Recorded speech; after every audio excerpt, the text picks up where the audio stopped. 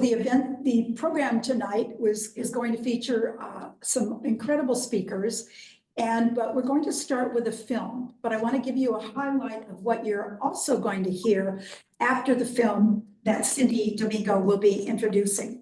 So as I mentioned, we're here in New York. We're in the studios of the Manhattan Neighborhood Network on 38th Street. We're here for the 69th edition of the Commission on the Status of Women, hosted by the United Nations. We, as a non-governmental organization, the U.S. Women in Cuba Collaboration, have a mission to build a strong women's movement dedicated to ending the U.S. government blockade of Cuba and to creating mutually beneficial relations between the United States and Cuba. Our work is rooted in the concept of universal human rights, racial and economic justice, and women's rights. And we are very pleased to be able to present some exciting speakers and also talk about why it's so important that we are here for the 30th anniversary of the Beijing Declaration and Beijing Platform, which is the most progressive and advanced women's human rights that covers the globe, and it covers our country. And that's why we hope you will care about it as well. So following the film, known as Maestra, or teacher in English, Cindy will introduce the filmmaker and why we're showing it. We're going to then hear from the Federation of Cuban Women, who are in progress making their way across Manhattan. You're going to hear from them about how they have organized using the Beijing platform.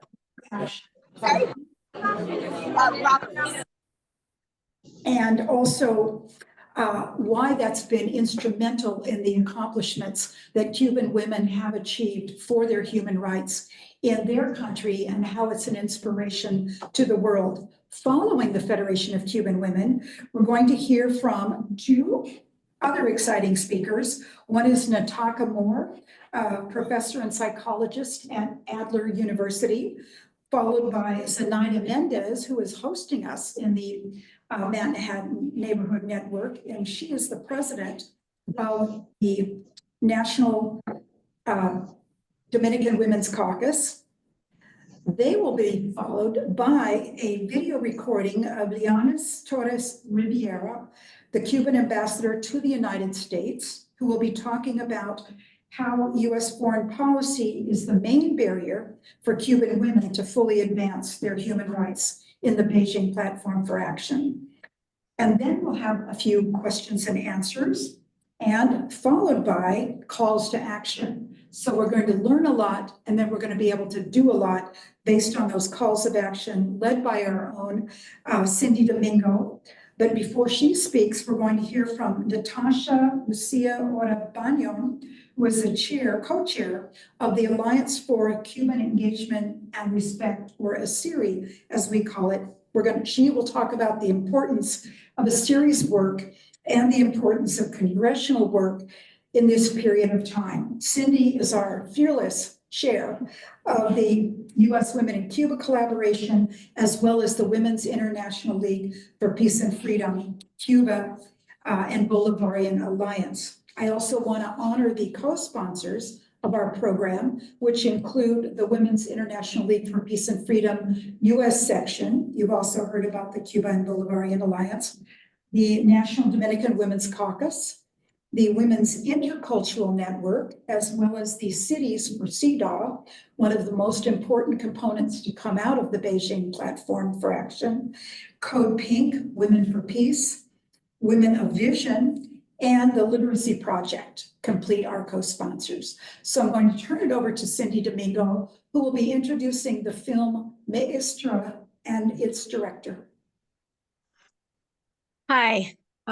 Again, if you came on late, we are waiting for our Cuban speaker and they just finished the session at the United Nations Commission on the Status of Women.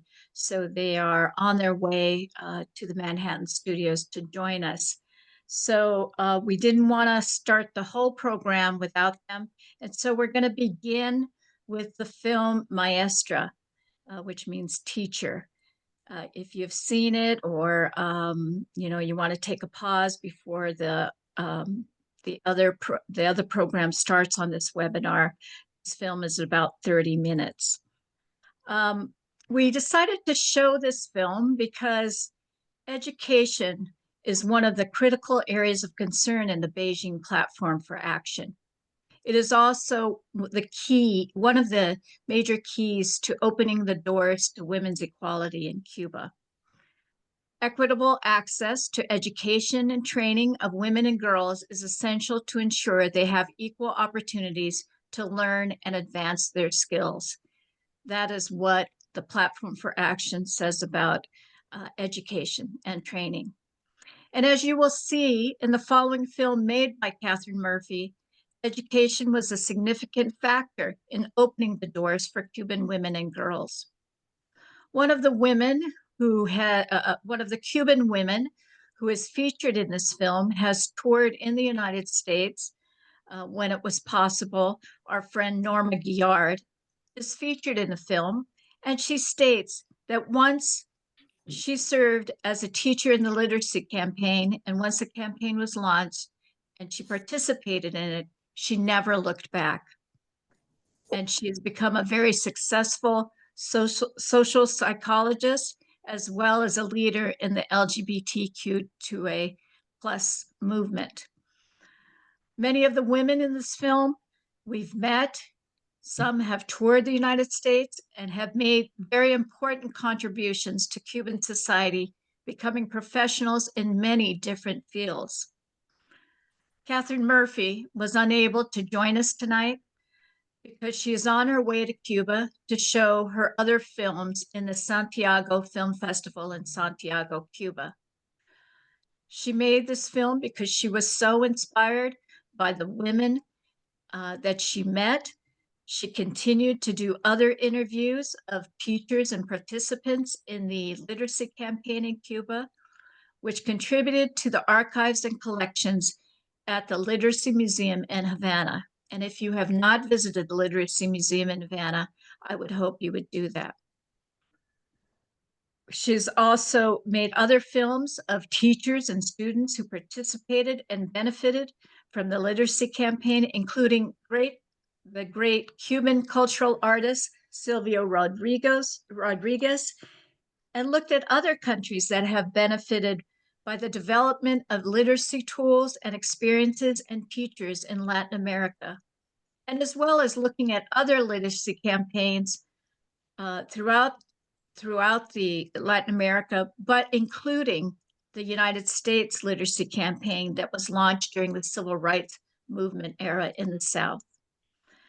I refer you to their YouTube, Maestra Productions, and their Facebook to follow their work and to follow their work in terms of documenting various literacy campaigns throughout the world and the advancements of Cuban women due to the literacy campaign. Thank you.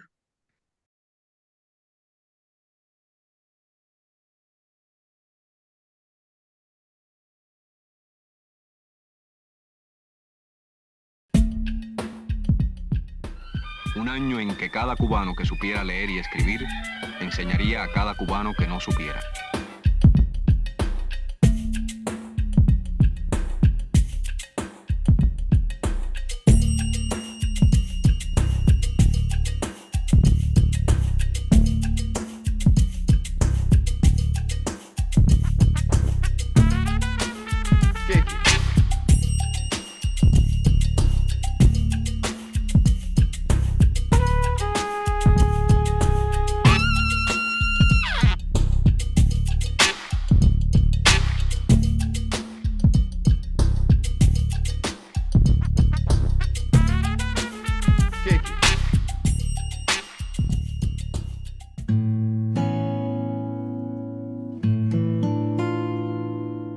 Éramos tres compañeras, Aurelia Hernández, Aide Muñoz y la que les habla, Daisy Beitia. Bueno, yo estudiaba en el preuniversitario y entonces me enteré, hicieron un llamado por la AJR que empezaba en ese momento, que quien le interesaba ir a alfabetizar. a la zona, a las regiones orientales. Y me anoté en una planilla y me llamaron enseguida. Fui del primer llamado, de los primeros que fueron a alfabetizar, el primer llamado. Bueno, mi familia eso no le gustó mucho porque era la primera vez que yo me separaba de mi familia y pensaron que sencillamente que iba a tener problemas, que no iba a poder adaptarme, que me iba a asustar, que esto iba a pasar así y que y además ustedes saben bien que al principio esto había mucho cuestionamiento en cuanto a la revolución, la gente que se iba. A mí me gustó mucho alfabetizar, dar clases y sí insistí en irme. Yo me fui a pasar el entrenamiento en Varadero el 17 de abril de 1961. En pleno entrenamiento surge la invasión de Girón. Mi papá fue a buscarme, a mí y mi tía también, y mi hermana Consuelo. Fueron a buscarme, llorosa, que podía irme, que lo recogiera todo, que por qué insistía tanto en irme, que mira cómo estaba la cosa, que todo estaba muy malo, que estaba malo, que no sé qué. Y yo le dije, no, yo voy a favorecer de todas formas y yo me quedo aquí. Aunque se vayan unas cuantas, yo me voy a quedar. Ahí me tocó trabajar en Manatí. En Manatí, en lo que es el central Argelia Libre. Pero de Manatí, en una colonia cañera grandísima, que había muchas personas que eran analfabetos, bastantes personas. A mí sí sirvió mucho porque me subió o me elevó mucho la autoestima mío personal, ¿no? Que eso es muy importante en la vida.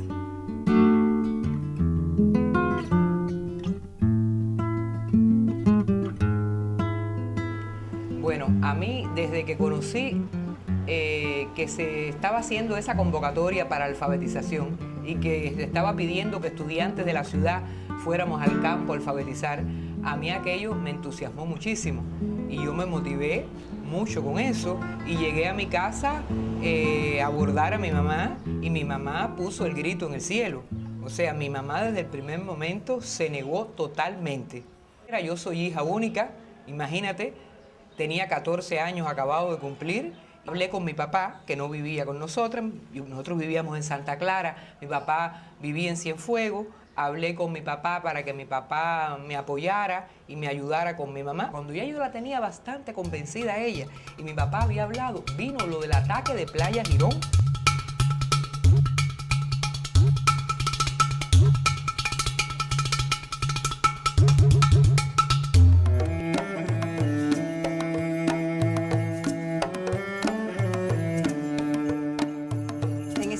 Tenía 15 años, acababa de cumplir mis 15 años. Mi prima ya era maestra en ese tiempo y sirvió un poco como guía de nosotros, por lo que nos autorizaron a mí y a mi hermana también, aunque era más chiquita que yo, a alfabetizar. Mi papá era sastre, mi mamá modista, que quería haber sido bioquímica. Me gustaban hacer los experimentos, siempre estaba experimentando con pomitos y cosas.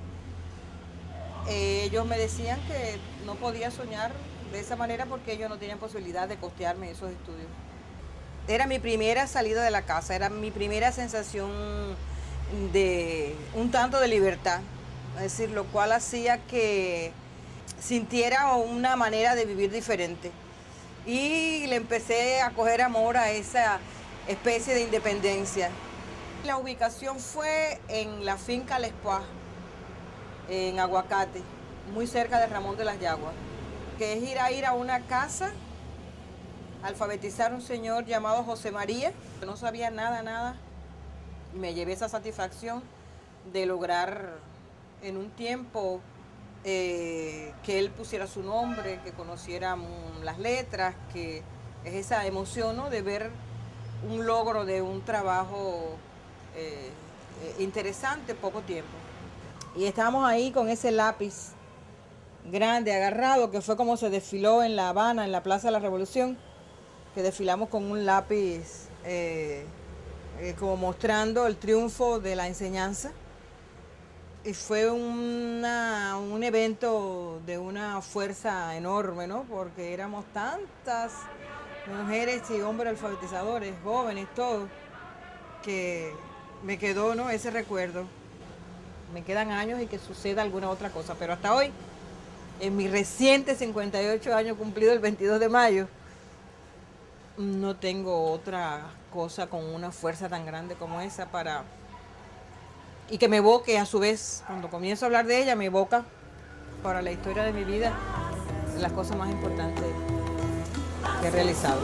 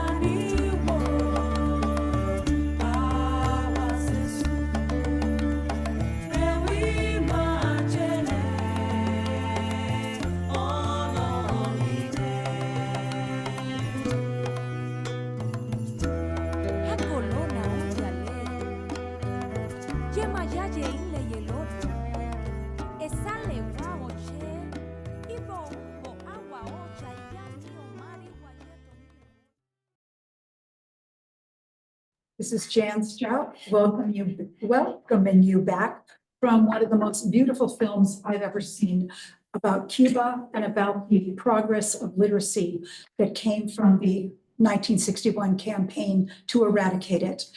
We had a chance to see it first, which I think sets up beautifully what you're about to experience in just a moment. I want to turn it over to Amy to make sure everyone has a chance to understand each other in both of the languages that are spoken tonight. Thanks, Jan. Hey, everybody. We will be having some interpretation from one of our speakers from Spanish to English. So if you need interpretation for English, we ask you to join the proper channel. So if you are on Zoom on your computer, on your phone, on the bottom of the toolbar, you will see a little icon that's the globe that says interpretation. If you click on that icon and select listen in English, you will be directed into that channel. And at the time when interpretation is happening, you'll be able to hear the interpretation. So if folks have any questions regarding that, feel free to message us in the chat. But again, to click on to interpretations on the bottom toolbar, little globe icon that says interpretation, and listen in the English channel. Thank you. Back to you, Jan. Thank you. And just to let folks know, if you haven't seen this already, we'd love to have you put your name, contact information in the chat. And we'll also ask if you want to put questions in the Q&A section as well, so we can engage afterwards. And again, Jan Strout, very proud member and co-founder with Cindy of the U.S. Women in Cuba Collaboration, presenting this program to you tonight. We have a number of co-sponsors we announced earlier. But I want to turn it over to our fabulous guests that are surrounding us, but one in particular, Osmeide Hernandez Valeno, will be representing the Federation of Cuban Women, one of our most important sister organizations. She is the Director of International Relations. I'll turn it over to her. Thank you. Bueno, estos minutos no se cuentan de la intervención, ¿verdad? Bueno, reiterar las buenas noches. Entonces, creo que es importante decir que Cuba tuvo siempre una histórica participación en las conferencias mundiales sobre la mujer que se hicieran por las Naciones Unidas. La primera conferencia en el año 1975, que se realizara en México. Precisamente este año se cumplen 50 años de haberse realizado esta primera conferencia mundial. Posteriormente participa en la segunda conferencia realizada en el año 1980 en Copenhague. La tercera conferencia mundial sobre la mujer tuvo lugar en el año 85 en Nairobi. y la cuarta Conferencia Mundial sobre la Mujer celebrada en Beijing en el año 1995, que sin lugar a dudas marcó un hito importante que trazó la pauta para los gobiernos, las organizaciones de la sociedad civil en lograr mecanismos que lo permitieran incorporar o impulsar los avances de las mujeres. En todas estas conferencias, Cuba participó con una amplia delegación presidida por Vilma Espín, presidenta honorífica de la Federación de Mujeres Cubanas. Y una vez culminada esta cuarta Conferencia Mundial sobre la Mujer, Cuba presentó y aprobó por el Consejo de Estado de la República el plan de seguimiento a la cuarta Conferencia Mundial sobre la Mujer, teniendo en cuenta las 12 áreas de especial preocupación que se aprobaron en Beijing. Y este plan nacional constituyó la hoja de ruta del gobierno, del Estado y del gobierno cubano para el logro de la igualdad. Y fue allí precisamente con la aprobación de este plan nacional que se acordara que la Federación de Mujeres Cubanas debía continuar siendo el mecanismo que en Cuba había impulsado y promovido políticas a favor de la incorporación de las mujeres.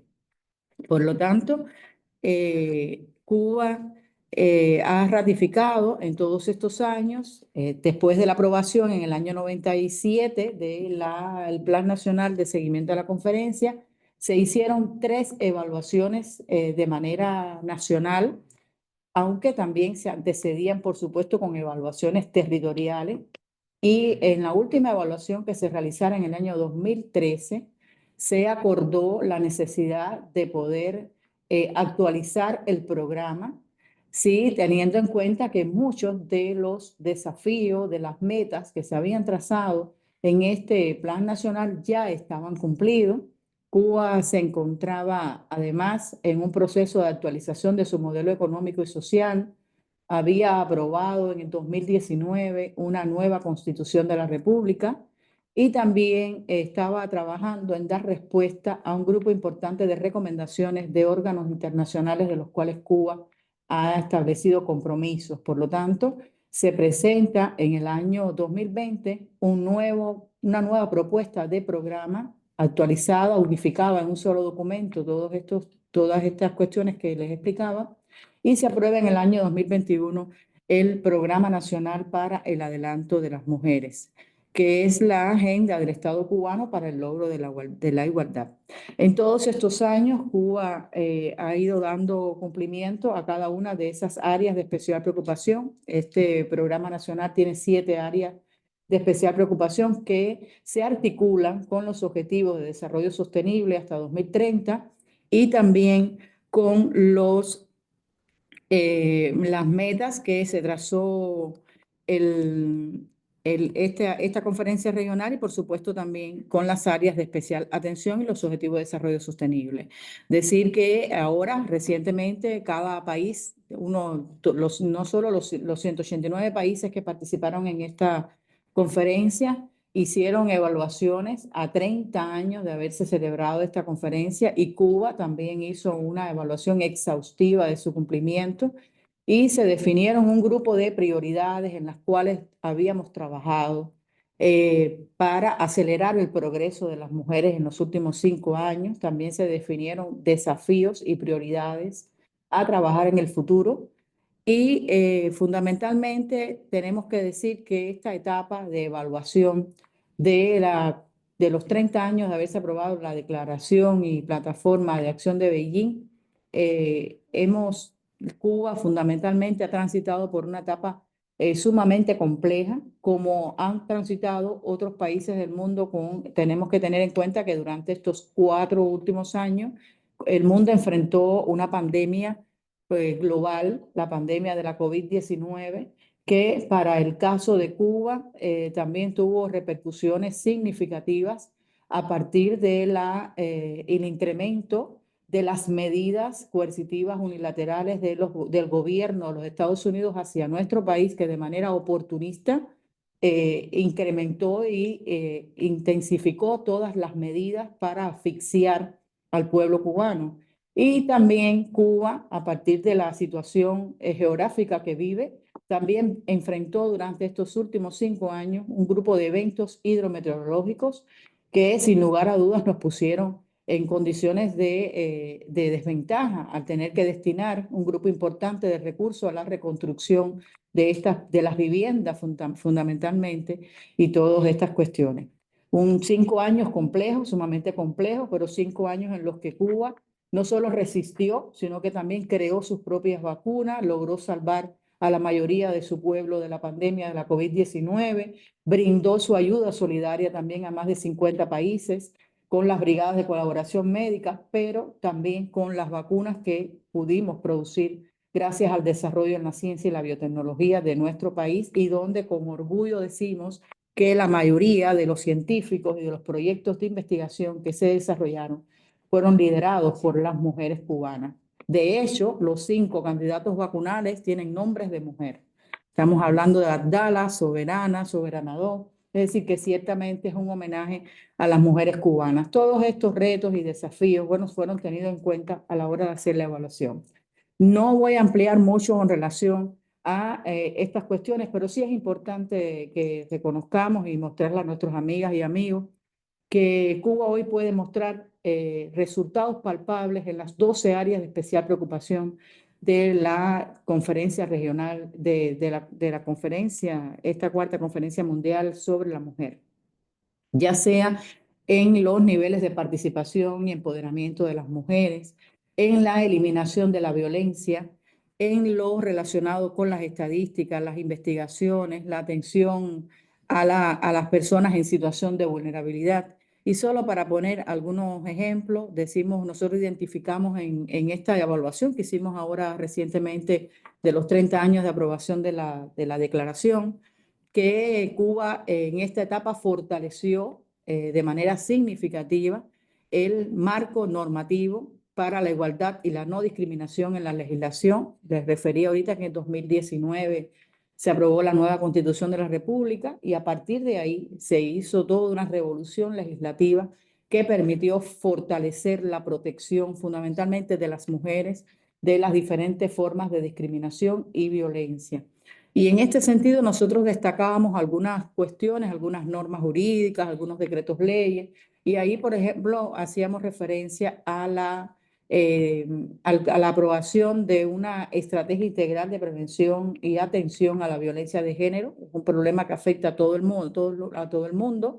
Cuba, por supuesto, no escapa de este flagelo, pero en Cuba hay un fuerte enfrentamiento a esta manifestación de tolerancia cero. Se fortaleció además el código, se actualizó el Código Penal, donde también reconoce el asesinato de las mujeres, de las personas por razones de género en uno de sus artículos y en 36 ocasiones también reconoce este delito en el Código Penal, incrementó incluso las sanciones y así de igual manera en otras normas jurídicas como la Ley de Salud, la ley también de las comunicaciones, es decir, fue fortaleciéndose de esta forma. Por aquí está con nosotras Yamila, que quizás si tienen el interés de profundizar en ellos, podemos hacerlo. Y así de igual manera en los derechos sexuales y reproductivos en Cuba, aún con la situación económica que hoy vive el país como consecuencia del impacto del bloqueo en Cuba, se siguen desarrollando programas para la atención a la pareja infértil. De igual manera, la salud sexual y reproductiva en las adolescentes. Se trabaja de manera coordinada y articulada para la prevención del embarazo en la adolescencia, que es un problema que afecta a la región y Cuba no está exenta, por supuesto, pero existen programas para su atención.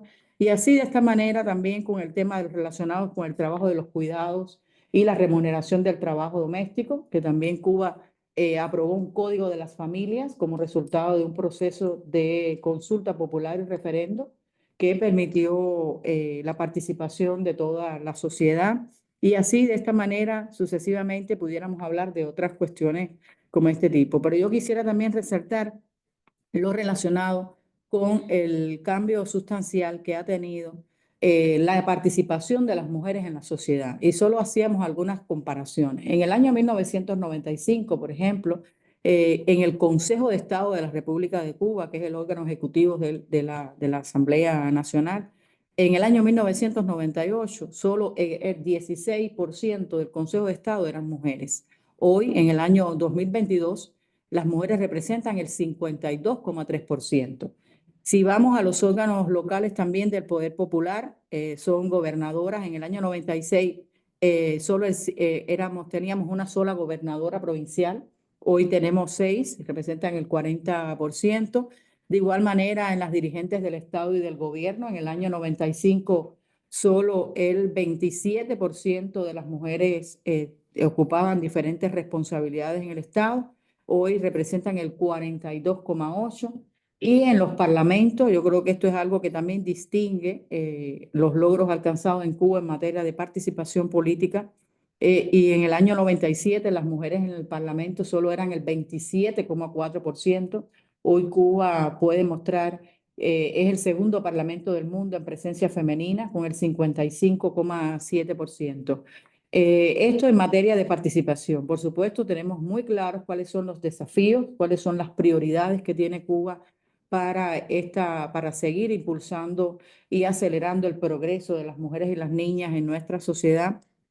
Y hacia allí fue la evaluación que de manera crítica se hiciera del impacto alcanzado en el cumplimiento de las diferentes áreas de especial preocupación que tiene Cuba, que tengo que decirles que ese plan que fue actualizado en 2021 recogió los intereses, los planteamientos que fueron emanados del intercambio permanente de la Federación de Mujeres Cubanas con las mujeres en las comunidades en su 10º Congreso. Y bueno, allí se definieron precisamente cuáles eran las áreas en las que la Federación debía trabajar de manera articulada con los demás organismos de la Administración Central del Estado, con las entidades nacionales, organizaciones de la sociedad civil. Y yo creo que es importante reconocer que este programa nacional es un programa de gobierno, es un programa que se implementa y se evalúa al más alto nivel gubernamental. Preside el Grupo de Implementación Nacional la viceprimera ministra de la República de Cuba, y la única que tenemos el orgullo de decirlo, que lo coordina a nivel nacional, y es un grupo en el cual rinden cuenta todos los organismos, ministerios, instituciones y organizaciones del cumplimiento de las 46 medidas que conforman este programa nacional. Entonces, Cuba sigue manteniendo su compromiso con la igualdad, así ha quedado refrendado desde la Constitución de la República y en todas las leyes y programas y estrategias que se aprueban en el país. Entonces, a grandes rasgos, quisimos dar una valoración de cuáles son los resultados que hoy Cuba está mostrando en esta 69ª sesión de la Comisión Jurídica y Social de la Mujer, pero fundamentalmente cuáles son los retos y los desafíos que aún nos quedan para seguir avanzando en el camino de la igualdad. Gracias.